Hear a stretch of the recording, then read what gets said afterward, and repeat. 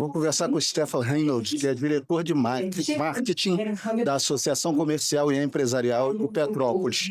É isso, Stefan? Exatamente isso. Eu queria saber qual a contribuição que a diretoria de marketing da ACEP traz para esse painel de debates que a FACER e o SEBRAE trazem para Petrópolis.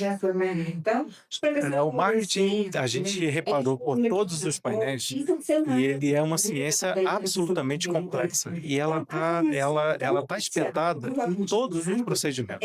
Tudo que você cria tem um marketing por trás dessa referência. É o marketing do serviço, é o marketing do produto, como é que você embala e você orienta de uma certa forma o conteúdo para que isso tenha um benefício para quem quer e quem necessite de empresa ou indivíduos que estejam na sua formação de carreira, que começam novas empresas. Então, o marketing da ACEP, ela se envolve com formação de pessoas, ela leva profissionais das suas respectivas áreas para poder promover palestras, ela tem uma ponte com o poder público para poder realmente forçar a favor do empresário atitudes que a prefeitura e a parte da precisa entender e precisa se articular para resolver aquele problema. Então, como diretor de marketing, a gente tenta envolver todo esse processo, tenta materializar essas questões todas para seduzir as pessoas, claro, a acreditarem em todo o nosso processo de trabalho. E como é trabalhar o marketing para que Petrópolis seja apresentado como um município além da cidade imperial? Petrópolis, pela natureza da cidade, ela já tem um potencial absurdo. Nós temos o que vem do passado, de tudo que aconteceu no nosso querido Brasil, da história dos patrimônios. Quem passou por aqui, o nosso Dom Pedro I, Dom Pedro II, a Princesa Isabel, Santos Dumont, a gente tem Frederico Keller, que foi a pessoa que planejou, fez Petrópolis ser a primeira cidade planejada do Brasil. Então, pela natureza de Petrópolis, ela já é totalmente vendável. Só que o que acontece a partir desse ponto é fazer com que o poder público acompanhe esse ritmo, prevaleça a sua cultura de preservar esses patrimônios, fazer com que os adendos da cidade funcionem. Por exemplo, uma rua, calçada, uma estação do povo, e aí você tem que fazer com que as pessoas saibam falar bom dia, boa tarde, boa noite, que tenham formação adequada, que a gente tenha um jardim bonito, que a gente tenha a preservação de todos os patrimônios que a gente tem, que a gente tenha a sinalização para o turista, porque ele tem que entender, o turista, quando ele chega, ele tem que saber se deslocar de uma certa forma a partir do momento que ele veja as sinalizações. Se a sinalização é plena, a gente está mostrando para o turista que Petrópolis é muito bem cuidada. Se a população tem uma postura adequada, estamos mostrando para ele que nós temos uma cultura da preservação da cidade. Se tem um jardim bonito, se a gente tem a rua sem buraco, se a gente tem as ruas limpas, a gente tem uma série de coisas em benefício, é fazer com que o turista, poxa, eu gostaria de morar aqui. Se a gente atingir esse ápice, a gente está no caminho certo. Então, o processo do marketing está muito envolto nisso, porque pela sua natureza já é vendável, pela sua qualidade no processo geral, e a gente precisa, é claro, esses adendos que eu coloquei, ser os fundamentos do marketing para a gente se calçar da vida e fazer com que esse patrimônio seja cada vez mais elevado. Outra coisa que eu quero colocar, a gente não pode ou não deve apenas viver do patrimônio histórico. Petrópolis tem as suas montanhas, a beleza natural, tem o setor de gastronomia, tem a zona rural, tem situações de eventos, a situação cultural.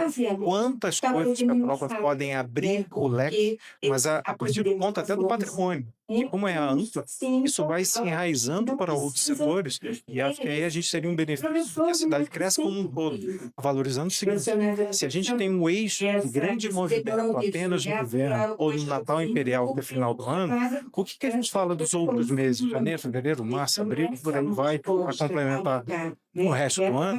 Quantos desses setores podem abastecer os meses e tornar o ano inteiro rico? Então a gente tem potência, tem que organizar para isso funcionar. Agora é um desafio, né? Porque foi dito recentemente no painel em que você participou que Teresópolis, a vizinha Teresópolis, é conhecido como a capital do montanhismo, sendo que Petrópolis tem muito mais potencialidade nesse setor do que Exato. Existe também uma tendência, talvez, da valorização. Desculpa, Teresópolis tem Mozart Catão, um escalador que faleceu, ele não é mais vivo, mas ele representou a cidade na ousadia dele de escalar o Aconcagua. Então, como ele veio a falecer, acabou ganhando status nesse processo. Petrópolis tem inúmeras mais montanhas, inúmeras mais vias. Nós temos, embora intercalado com Teresópolis, a gente tem a travessia Petrópolis-Teresópolis, que é linda. Eu já fiz várias vezes, eu vi essa travessia como um treino, como o Samir colocou. Eu sou montanhista e com algumas histórias para contar. Eu comentou lá que eu tinha só contando a verdade dos 7 cumes, que é o cume mais alto, a montanha mais alta em cada continente, tem 5 escalados. Então faltam 2. O fato é que eu me utilizo das montanhas de Petrópolis para treinar. E tem montanhas de todos os níveis, dos mais difíceis para as pessoas inexperientes, mas que você pode levar um turismo nesse sentido. Então, Teresópolis ganhou, tem o status de Mozart Catão, eu acredito, tem o status de Deus, embora não seja de Teresópolis, é de Coatimi, mas, enfim, já está contido, armazenado nesse aspecto, e a gente precisa confrontar um pouco isso. Não é querer conflito, mas de uma forma trazer para a gente um benefício de que esse turismo realmente é exclusivo nosso. E qual a relevância de um evento conecta nesse sentido? Ela é fundamentalmente importante pelo seguinte, porque é uma oportunidade de reunir pessoas variadas, setores variados, qualidade de empresa pequena e qualidade de empresa maior, pessoas que são da ordem pública, pessoas que são secretários. Então, é um local onde pode ter uma interseção de informação a partir do momento do contato, a oportunidade de você poder falar com as pessoas. De maneira separada, você vai bater naquela empresa, ele vai te atender? Não. Você vai bater na secretaria para falar do meio ambiente, por exemplo, ele vai te atender? Por mais que ele queira, a ocupação dele não vai ser.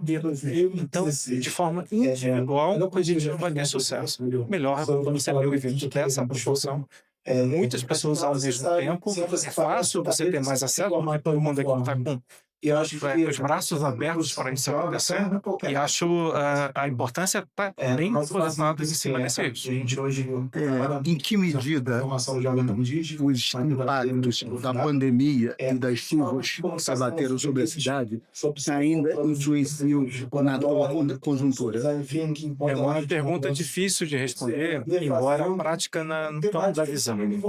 Se depois da pandemia, a pandemia já teve o eixo do lockdown, então as empresas tiveram grande dificuldade de se reposicionar em função da mudança do negócio. Então, se você tinha um contato naquele momento de balcão, você perdeu, e aí valorizou a internet de um lado, o online começou a crescer tremendamente. Isso muda o quadro de uma cidade, de um país e até mundial, de que se totalmente for online, as lojas físicas passam a ter um problema gigantesco de administrar em relação ao custo, velocidade da entrega, a situação de pagamento de salários, impostos independentes dessa informação. Além dessa questão da chuva, a gente teve muita destruição no centro da cidade. Então, lojas perderam realmente seus estoques, perderam seus negócios. Será que a pessoa teve fôlego para reiniciar novamente? A gente teve 2 chuvas, não foi apenas uma. Uma já levou todo. Aquelas pessoas que reconstruíram, 30 dias depois, praticamente, foi uma nova chuva que levou o segundo estoque dessa pessoa. Então, a gente tem uma influência gigantesca que é difícil você quantas vezes você consegue ter fôlego para isso. Então, assim, o meu negócio é comunicação. Ouço muito de cliente. Todo o drama em que ele vive e o quanto demorado é para você depende de uma série de situações, até de ordem pública, de redução de impostos, de algum incentivo possível, de isenção, eventualmente, de um IPTU, a favor daquelas empresas que sofreram diretamente. É a única forma de você revitalizar. Até porque, por exemplo, a grande maioria, se não todas as empresas, são pequenos negócios. Não é uma grande matriz que, de repente, alocou dinheiro de uma cidade e colocou aqui, porque dentro da própria empresa ele faz a transferência do recurso dele. O pequeno não tem essa oportunidade, né? Então, eu acho que sim, a gente sofreu muito com essas consequências da natureza, essa questão da saúde, que foi muito ampla, mas Petrópolis ainda consegue ter a força, quem sabe que essa ancoragem, tudo que a gente falou das zonas de turismo, ajude a revitalizar e as pessoas consigam crescer novamente. Obrigado.